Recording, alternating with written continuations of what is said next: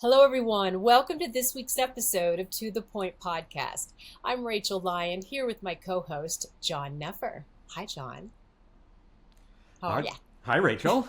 I'm Okay, I, doing I have great. a. It's been a great week. So Has it? It's been a crazy week, my friend. I thought it was Friday on Tuesday. There's been so much going on, but it's all been good. All very positive, good things. Yeah.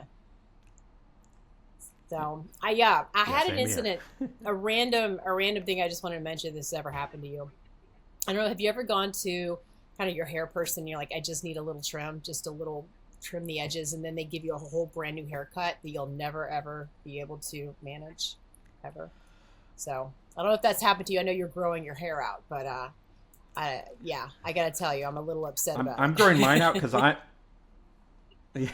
yeah, I'm afraid if I go back and get too much cut off that it's not going to grow back. So that's where I am. Oh, that's awesome. Anyway, that's not what we're here to talk about today, though, of course, you guys.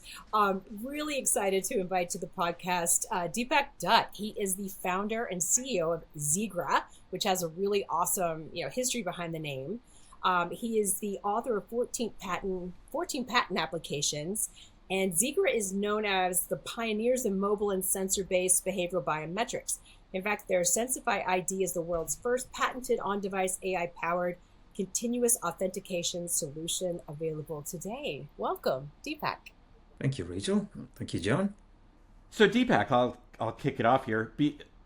Behavioral biometrics. We see them increasingly being used for identity verification. I think this is Mm, right up your alley on what your company yeah. does. So, what are the key advantages and risks on relying on this technology, and how does it complement both traditional authentication and traditional multi-factor authentication? Absolutely. So we started off in behavioral biometrics several years ago, probably back in 2012, right? And the whole idea was at that point was to bring together core technologies like artificial intelligence, behavioral analytics, and sensor intelligence to really define who the user is. Can we detect who the user is based on the way they sit, stand, walk, interact with their applications and such? And the whole purpose was to have a seamless user experience because it kind of makes security invisible because everything else is complicated. You got to do this, you got to do that, and you got to type in something, and you got to do a facial scan, whatever that is. But back in 2012, behavioral biometrics was kind of in its very nascent stage, right? And we wanted to kind of make that seamless experience available to users by taking a look at how they held their device, the angle they held it, the pressure they applied on the touchscreen, the acceleration which they moved, and looking at all the sensor data, create a unique model for every user, and use that for continuous authentication and threat detection. Nice. Right? And the idea was, can we create a unique model for every user based on their unique habits and interaction patterns, and Right. then uh, provide something that was not available today? Because you could log in, but how do you still know it's the right user beyond that login point, right? And do Right. that in a continuous fashion without interrupting their experience and doing it throughout the day, and only bugging them when have an anomaly, if you may, right? So that's where it started off, and then it started complementing multi-factor authentication. So if you look at multi-factor authentication, you get a push notification, let's say on a mobile device, but then how do you still know it's the right user that's actually using it, right? So up to that point, it's the right user. Beyond that point, it's also the right user. Then you have, so I think it started becoming a complementary kind of technology early on. I think people were kind of thinking, how do you use that to kind of replace biometrics and other one-time authentication mechanisms. Right. But I think over time, it kind of morphed into more of a dynamic biometric as opposed to a static biometric, Right. and kind of found its unique niche in that security authentication world. This is This is so cool. And I wonder with things like this. I mean, you're starting to get in kind of the gold mine, right, of an individual's information, right? But how do you what are Absolutely. the challenges of protecting this kind of information? Because I imagine if someone were able to get access and mimic it, right? I mean, then that kind of has far-reaching implications. I love your perspective there. Absolutely. So when we look at all this kind of sensor data, right, it has a lot of user insights embedded into it because it tells you if the user is sitting or standing, are they walking, Right. are they at a specific location, right? It gives you a ton of rich information. And when we kind of crafted these algorithms early on, that was one of the key things that we kept in mind, is how to do it in a very privacy-centric fashion, in a very thermally efficient fashion. Because if you didn't Right. run this kind of AI entirely at the edge on mobile devices, it's extremely hard, right? And in Right. some cases, we have seen people, lighting up their phones because they're trying to do extreme compute on these edge devices, if you may. Yeah. So from our perspective, we said, okay, this kind of sensitive data, it needs to reside at the edge. Is there a way we can do this at the edge on the mobile device, creating the models there, doing the learning, doing the inferencing? Can we do this entirely at the edge? And that's how we started our journey off. So we were able to kind of achieve that, because if you look at thermal efficiency, we're able to run this continuously on mobile devices for over a couple of days in under 1% battery usage. Right. Wow. So that became, extremely important because we crafted our AI algorithms from the ground up. We were able to kind of achieve that, and then securing it on the device was the best kind of approach to take, right? And we, you could obviously kind of bring all that to the server, or you could have a hybrid kind of mechanism where you do the learning, just, throw away the raw data, and then bring back the rest onto the server, where you're securing it from a server perspective. Because even if you get hold of that, it's a whole bunch of numbers. But then when you're kind of centralizing it, it obviously has those downsides when it comes to centralizing a lot of this kind of data and models. Right. And again, from models, when you're looking at injection attacks and other kind of AI-powered attacks that can happen on that kind of data, again, that's where you again have to use that kind of anomaly detection on the data itself to make sure that the data is good, because you only want to learn from the right kind of data, right? And we have also then kind of taken, again, coming from an IP perspective, what we said is, okay, that's great if you're looking at it from a single dimensional perspective, but how can you bring an n-dimensional or multi-dimensional perspective to behavioral biometrics, right? So we have a core engine that fuses information from multiple levels of intelligence, right? So we have the device layer, then we have a device engine, we have a contextual engine, we have a network engine, we have a biobehavioral engine, which is the kinetic pattern, and then we have a social engine, right? So we kind of combine all that and then feed it to the fusion engine that kind of comes up with a fusion score, if you may, right? And that's how you can kind of add multiple, levels of protections and making sure even if one dimension's gone, it still works, right? So if somebody needs to overpower this, they have to kind of work on multiple engines and kind of come up with that kind of mimicking kind of capability. Right? Yeah, with all those different engines, right, and trying to compromise on like the power usage on the mobile device that you said, like how are you handling the whole like speed to identification and interruption of a valid user, right? Like there seems to be a huge like balancing act there. How do you figure out the right way to balance those elements? No, I think it helps from a latency perspective, right? Because we've created our algorithms to be extremely efficient. They're highly lightweight, right? Because even the storage required is extremely low. So when we do our learning and then we do the inferencing, it all happens. Let's say you're swiping across your screen. By the time you leave your finger off the screen, you have a score, right? So it kind of meets the speed requirements from a payment perspective. It can happen under a few milliseconds, right? And let's say the payment takes 2 seconds, so it comes extremely fast. And then if you think there is some anomaly there, you can step up and make sure it's right user, and then the payment goes through, right? So I mean, it sounds like too like you have a lot of various dimensions that you're analyzing.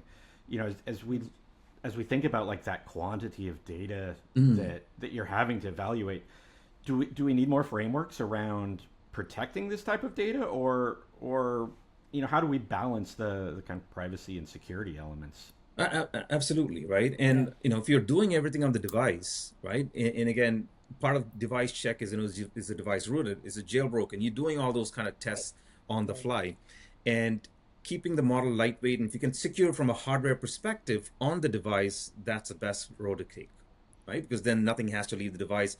The user is happy from a privacy perspective. They are more willing to use this kind of technology and such, right? But Now, if you have to kind of take that data back onto the server, again, a lot of governance frameworks have to be kind of followed. Similar to how you would do that for biometrics, I think we would kind of take it to that level if possible, right? Obviously, GDPR and other privacy considerations are in line, and I think what a lot of behavioral biometric vendors have kind of started taking is because most of them kind of do it on the server side, right? And how do you then kind of make sure that no raw data has to leave? Because if you're creating models, you don't need to keep the raw data there unless you plan to use it for some other purpose, right? Because I mean, there's always a lot of cross-selling happening where marketing now gets that data and they can do a lot of insight. So it's kind of very important that that raw data is not kept, because once the models are created, you don't need that raw data. So that can be kind of taken off, right? And again, when you are kind of having these multiple engines, how are you kind of segregating all these engines out into different kind of in decentralized fashion, if you may, or distributed fashion? And then how does the Fusion engine kind of bring that together from a privacy enhanced point?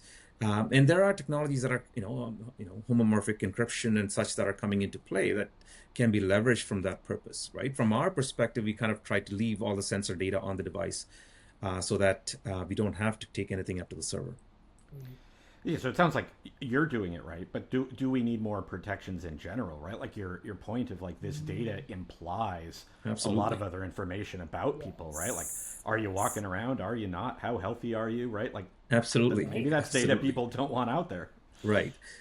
Yeah, I mean, absolutely. I mean, and that's where, when you're looking at some of these other organizations that are, implementing this, and I see it from my back here too, right? I'm looking at it and they're explicitly saying they're collecting all this data and they're kind of taking it back to the server and, and they say they wouldn't share it across, right? So there's a lot of privacy terms that are put in there, but how do you make sure that that is indeed the case, right? And it comes down to, how the vendors and how the customers are kind of dealing with that kind of data, right? Because vendors we speak to, they say, yeah, we leave that up to the banks or we leave that up to the customers and how they want to kind of structure that. So there's no, universal guidelines around this, right? So I think some standardization is required. And I think that's where the industry is today. I don't think there are strong guidelines. So it really comes down to the vendors to decide how do they want to kind of do it. And it comes back to the culture and how we want to kind of do it and how we want to kind of build privacy by design. And is it part of your security culture of the company? I think it all comes down to that, right? Because right now there's no regulation how you want to deal with that kind of data. There's no global frameworks. So I think from an industry perspective, all these things need to be put into place. Yeah. But speaking of, kind of the data though, are there any interesting trends that you've noticed in how people behave? Or any kind of surprises, if you're allowed to talk about any of that? Because I suspect it would be very insightful when you start compiling this data. Yeah, I mean, see, early on when we were collecting our own data and even from a research perspective, right? So actually, when we did research early on, we actually put this into a lock screen application on Google when they actually allowed to do it, right? And it was a while back.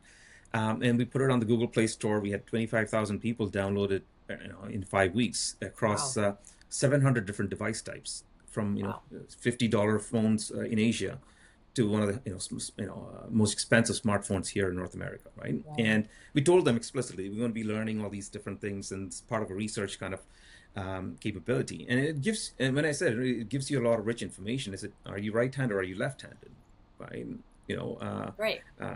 Where are you at certain points of time, right? So if you're left-handed, right-handed, the banks are very interested in I want to give you an advertisement for a left-handed golf club versus a right-handed golf club. So it gives you that level of ingrained information about them, right? That's awesome. Are you in a train based on how the velocity is moving? Are you in a bus? Right. So it gives you that kind of detailed information, right? So we saw that early on, and it kind of felt like Big Brother kind of monitoring you all the time, right? And that kind of gave us a lot of information, because see, one of the core capabilities we have from a sensor perspective and from an AI perspective is the explainability of what the machine is saying. Because traditionally, if you look at AI systems, they are black boxes. and it comes up with a decision saying 90%. But what does that actually mean? How do you know there's no discrimination in those algorithms, no bias in those algorithms?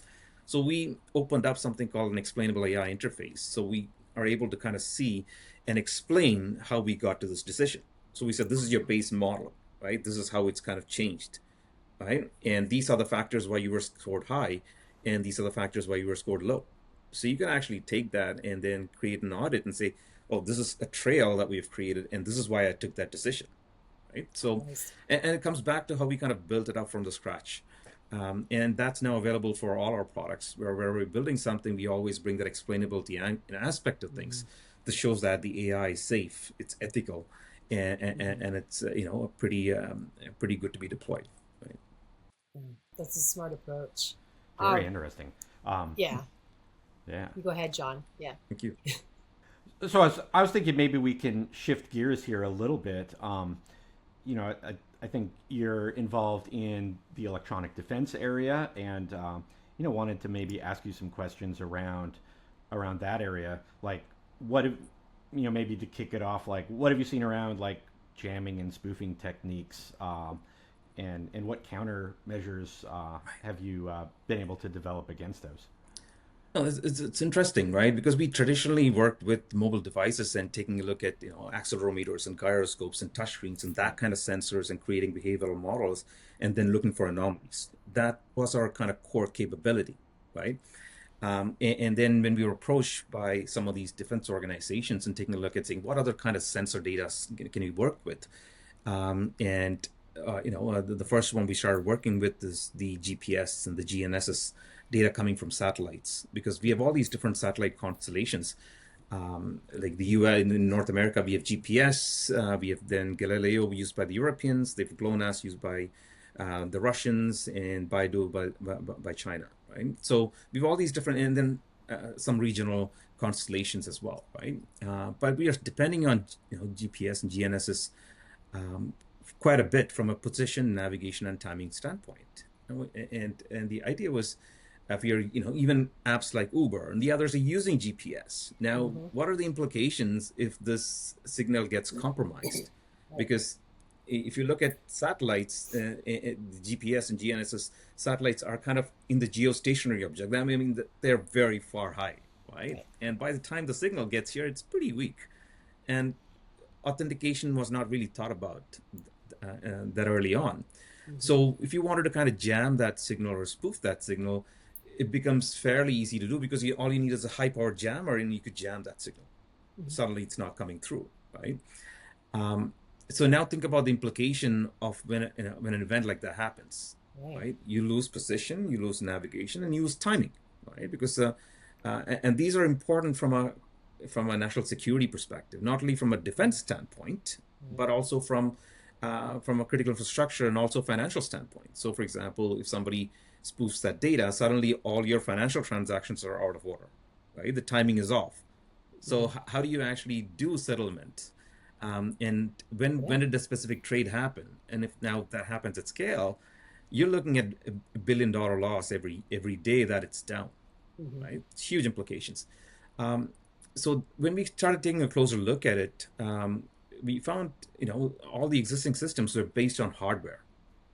So you have hardware that's got sensors in it, that's got GNSS receivers in it, and that gives you some jamming. It gives you kind of position and navigation and timing, right? Now, when jamming happens, these systems have to evolve, right? And how they evolve is now you have to either upgrade the hardware, or you have to have some kind of high availability firmware to update this in real time, right? And we took a closer look at what was happening in Ukraine, right? And the first form of aggression was cutting off your communications and jamming your signals.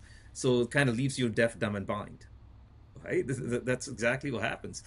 And then we looked at how are they going about in solving this, and what we found was there was a lot of developers actually sitting down and looking for new kinds of threats, right? And as soon as they see a new kind of threat, and then you could code it up, and then you would push it into the high availability firmware, right? So there was a lot of cognitive load that was happening. So that's the way they were kind of solving that problem. But the problem in today's world is we have so many software-defined radios, and Yeah. we have, AI in play. So the barrier to entry from a threat perspective really went down. So anybody could purchase a $50 device, Right. and then start doing these kind of attacks. And because these are software-based, you could change the attack vectors extremely fast.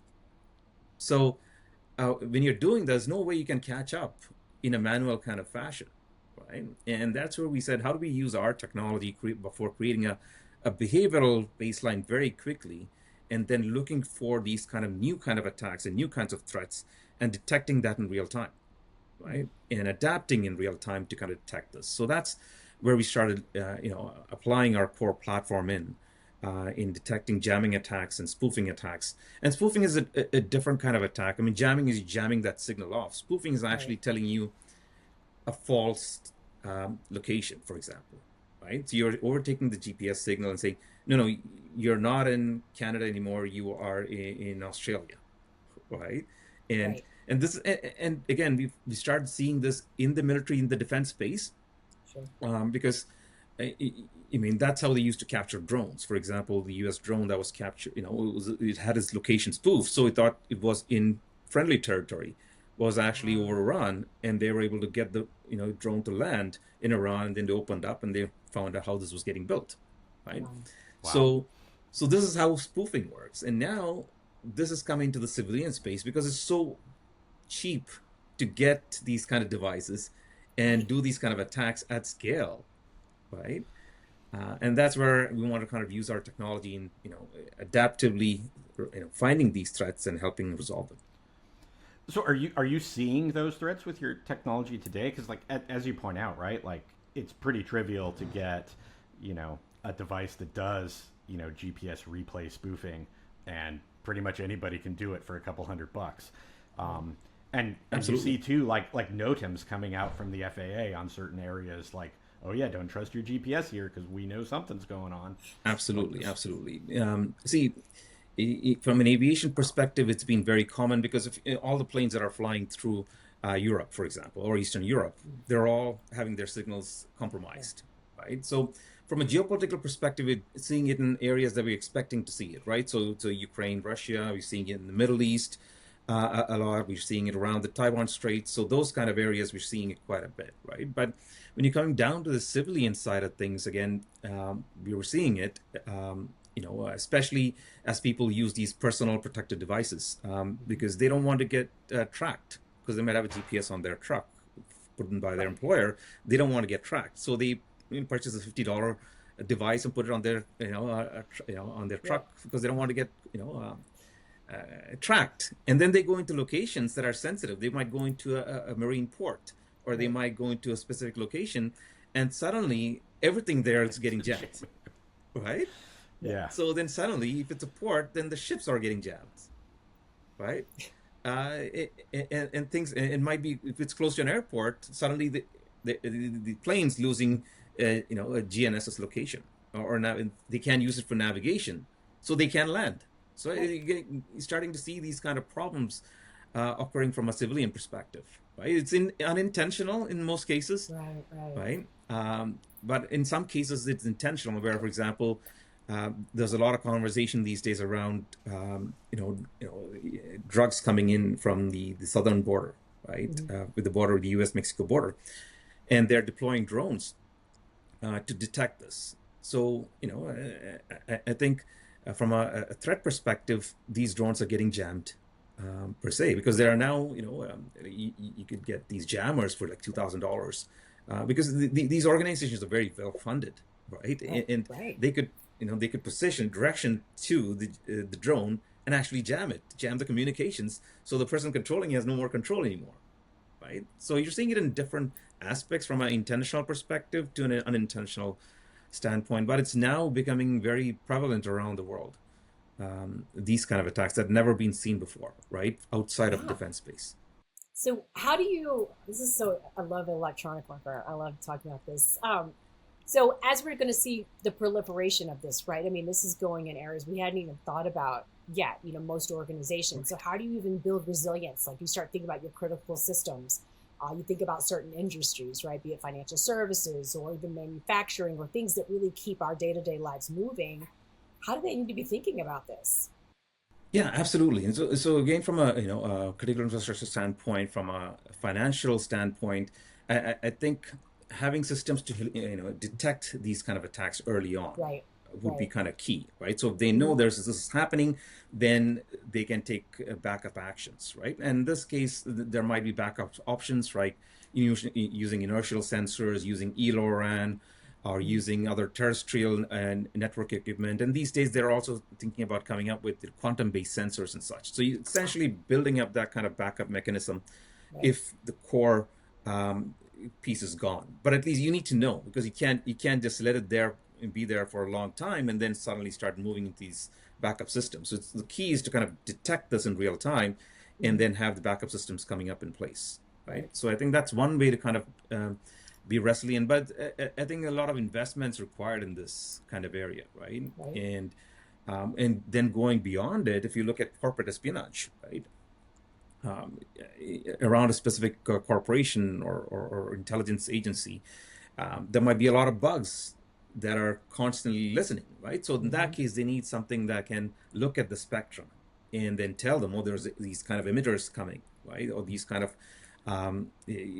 bugs in there, right? Right. And Right. kind of then from there you can expand it from a military sense to detect, oh, there are drones, there are friendly drones, there are enemy drones, there are all these kind of different things. Right. But that's the hidden spectrum that you're looking at, Mm-hmm. right? Because the spectrum actually has a lot of stories to tell, right? So I think it'll slowly get into that. I think that'll be potentially coming under cyber physical security and things like that, right? Mm-hmm. So definitely a fascinating area.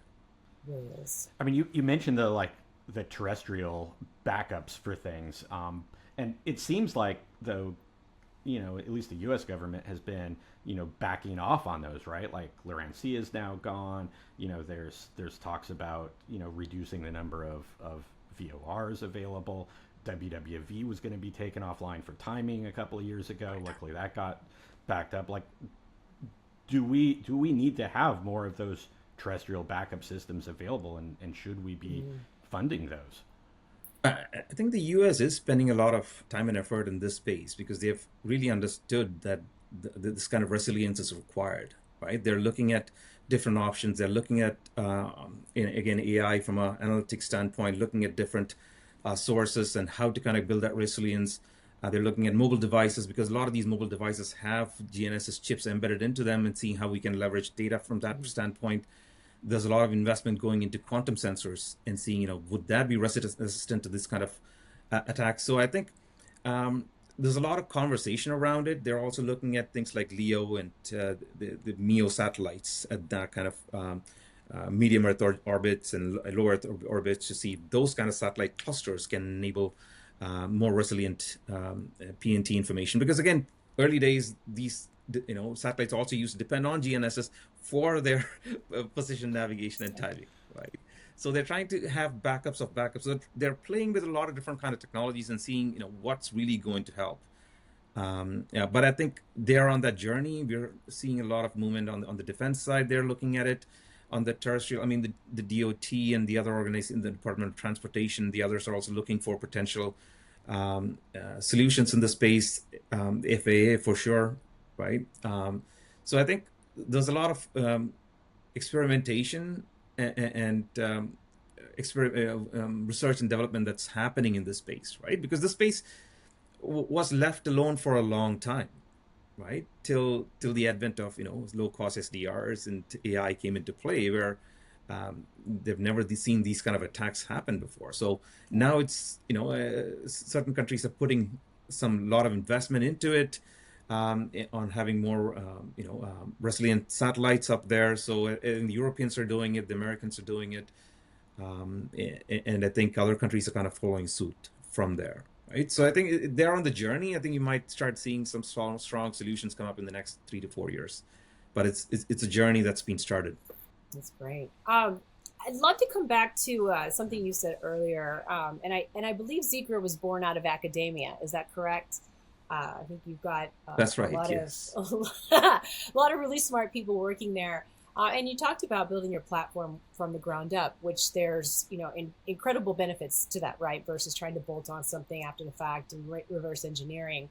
Um, as we kind of look at these AI-driven threat landscape, what are some of these key considerations like when designing these machine learning algorithms, right? I mean, how are you kind of setting it up to be successful from the beginning, given this changing landscape that we're in today? Right. So it comes down to how we kind of thought through these algorithms early on in our Mm-hmm. inception, right? And I kind of touched upon that a bit early on, saying that, Mm-hmm. it has to be have privacy by design. Right. It should be explainable, right? So Mm-hmm. those kind of thought process come in early. It has to be thermally efficient. That means it has to Right. be running with very low resources. And that's because we started off in the mobile space. We didn't have, we were in a very constrained environment and said, it has to run here. So we have to build it up like that, right? So, Mm-hmm. so our recommendation whenever you kind of craft these kind of algorithms is to kind of think through the privacy aspect of things and Mm-hmm. ask, again, from an AI perspective, does this need to exist? I think that's kind of a very personal question that we kind of ask. What we build, does it need to exist, right? And Mm-hmm. then Mm-hmm. make it very explainable, because if you are controlling what the machine's trying to do, then it should be explainable. What explainability can you build into it day one? And the core thermal efficiency and how you kind of craft these, how you create your models, how do you adapt those models, how quickly can you train, all these kind of come into that kind of core thought process as we kind of build those base machine learning algorithms. Because once you have that, it's easier to kind of build it up from there. Because when you're looking at certain sensors, because eventually if you want to add all the sensors in the world, that's the best way you want to kind of do it, because Mm-hmm. you want to be able to plug and play different kinds of sensors Right. and say, oh, what's the sensor saying?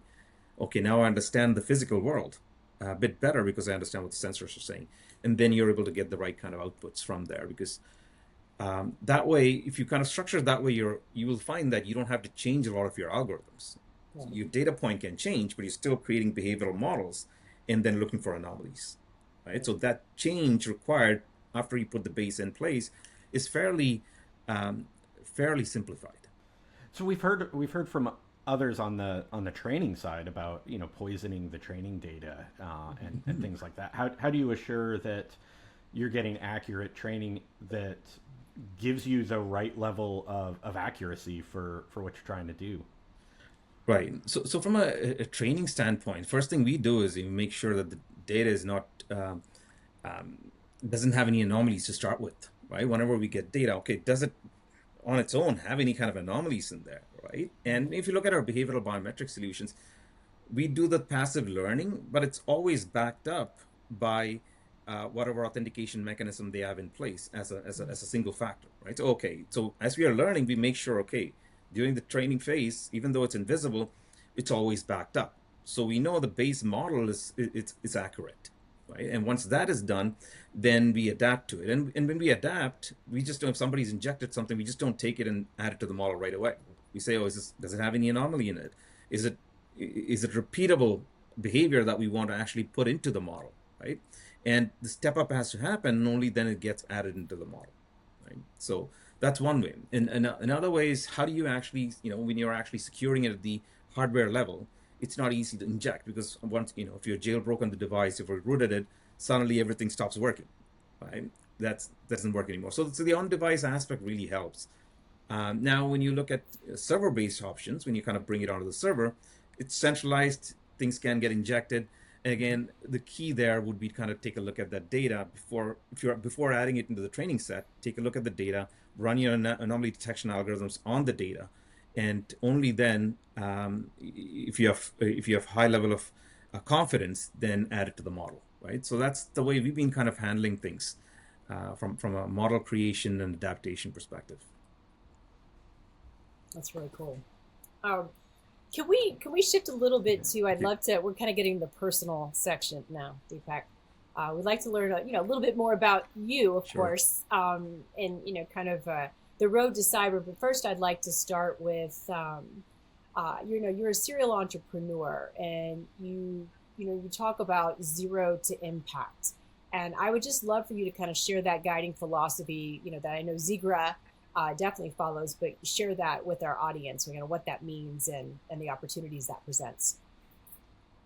Oh, absolutely, absolutely. See, it comes down to how you kind of craft the culture of your company, right? Right. Personally, for me, when I do something, it has to have impact, right? So otherwise, there's no point in doing it. It's like asking when you're doing AI, you're doing it, but you want to make sure that that AI needs to exist and why it needs to exist, and is it making anybody's life better, right? So when Yeah. you're, let's say, building something for consumers, you're saying, how does it make their life better? Right, Mm-hmm. and it's going to have a huge impact on them, because if it doesn't have an impact, it's no point building it, right? Right. So where I've kind of had great success is, how do you take something from that kind of initial phase into something that can create impact? Once it's Right. created its impact, then how do you go back? And that's a place that I've really enjoyed, kind of taking something from zero to impact, per se. Yeah. And then how do you kind of drive that kind of thought process into your organization in everything that people do, right? So they need to understand whatever they are working on has a huge impact. Because Right. if you're working on something and it doesn't have the impact, you should stop working on it, right? I mean, if you can explain if it doesn't have an impact, you got to Right. stop working on it, right? So that's the way we've kind of, and that's how we run our meetings too, right? It's like, oh, I'm working on this stuff. Okay, what does it impact? Has an impact on the customer, on the company, or you personally, right? Right. So I think those are the kind of things we kind of craft in, and that way everybody's aligned. They know Mm-hmm. what they're working on, it has an impact, and it kind of helps them drive into a specific mission, right? So, um, and that's part of our philosophy, right? And yeah, it's worked quite well for us over the years. I like that. Yeah, if there's no impact, it's just a hobby, right? Right. Just So fun. Yeah. Exactly. yeah, It can be quantified different ways. It doesn't have to be about financial results, right? As Right. long as it has a huge impact in a certain way, I think that's the key, right? Right. so we've talked about a lot of different things here. What's kind of your favorite, highest impact, or most passionate about of all of these different areas? Yeah, I mean, working on a lot of different use cases, right? And one of the more interesting ones I've been kind of involved with recently is, we've kind of deployed sensors across the marine coast of Canada, right?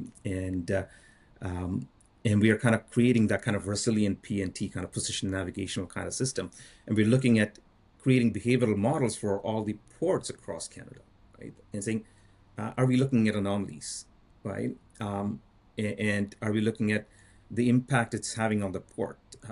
Are ships coming into the port, and are they safe and secure? That means if they lose any kind of position navigation, would they start colliding with each other, right? So how do we Right. kind of help stop that Wow. kind of collisions from happening, right? So again, it's got an impact where you're contributing towards the Wow. safety and security of the ports. Because you saw what happened in Baltimore, right? Kind of went and rammed into the bridge, and huge impact, right? So how do you help, prevent those kind of Right. problems from happening, right? Yeah.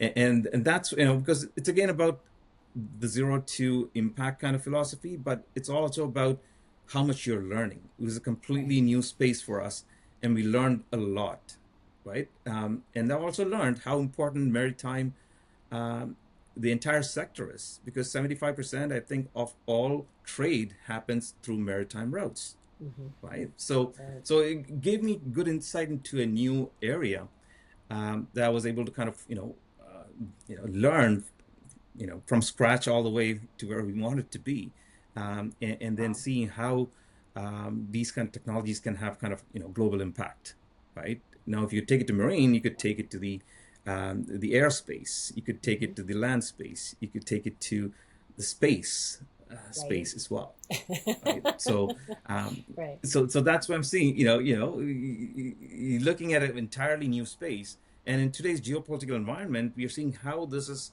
a lot of implication, Mm-hmm. in how you defend yourself, Right. and such. So yeah, it's been an absolutely amazing experience for us.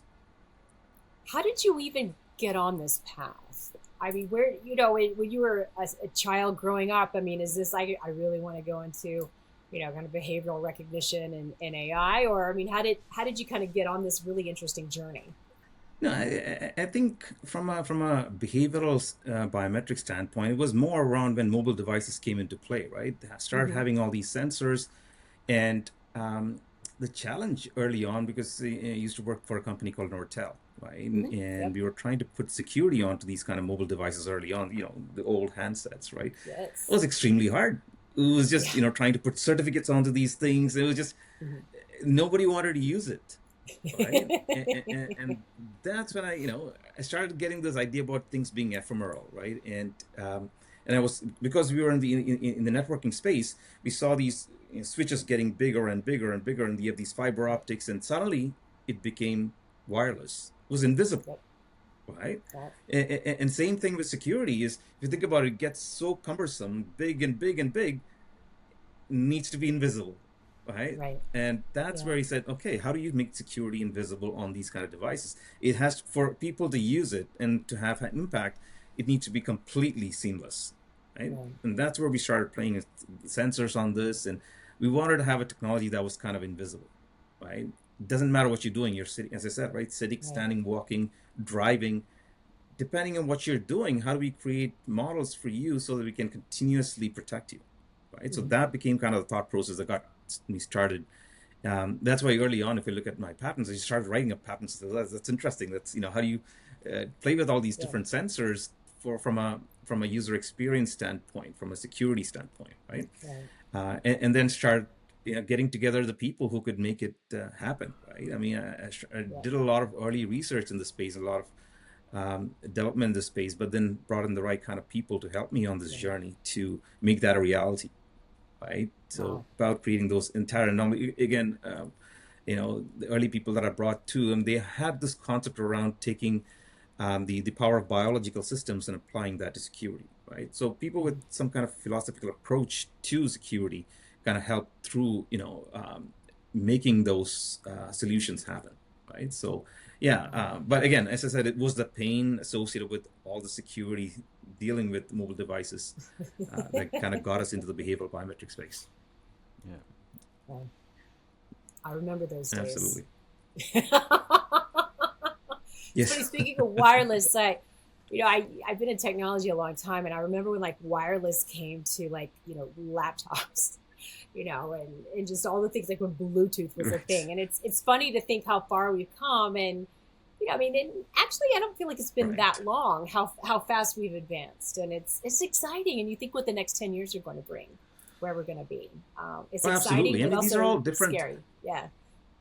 These are all inflection points, right? I mean, we've been through Mm-hmm. multiple, right? I mean, Web 1 and then Web 2 and Web 3, and then now it's all AI, right? So even though we've Yes. been doing AI for 15 years, we've seen how AI has kind of evolved Yeah. into now generative AI. I mean, we are big proponents of, small models and small AI, right? That's everything that we do is around that small, lightweight designs.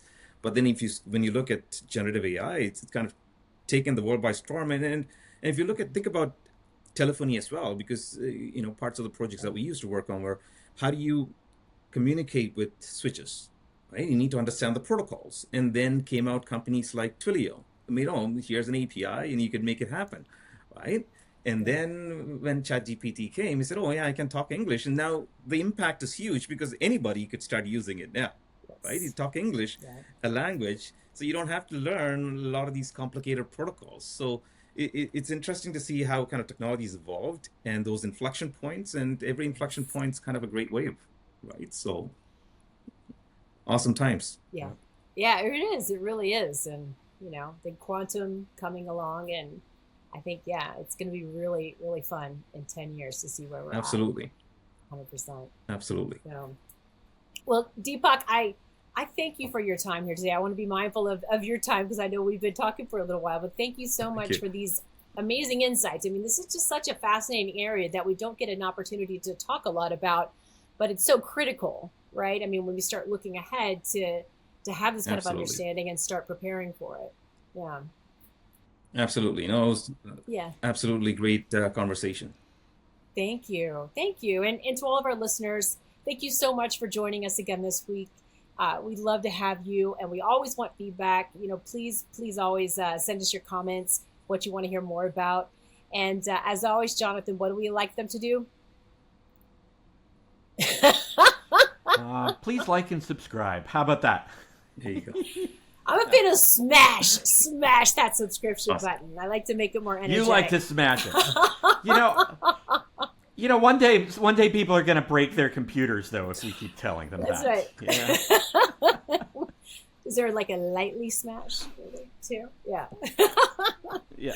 All right. Well, until next time, everybody, stay safe.